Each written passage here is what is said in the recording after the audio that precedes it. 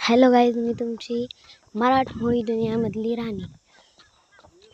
तर आज आम्ही गावाकडे आलो आहोत. तर गावाकडे एक जुनं देवीचं मंदिर. मी याच्या आधी पाहिलं नाही, पण मग माझ्या मम्मीला माहीत होतं. मी देवीच्या मंदिरात आलो. तिकडे मारुती आहेत आणि तुम्हाला दिसत असेल तर हे पहा, पलीकडे तळं आहे. तळ्याचं मी नंतर ब्लॉग टाकेल. तुळजाभवानी देवींचं मंदिर आहे. ही आमची चिमुकली.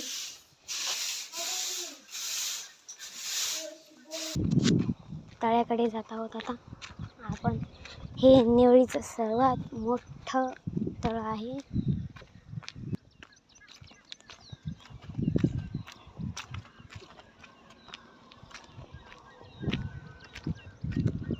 दिसत असतं.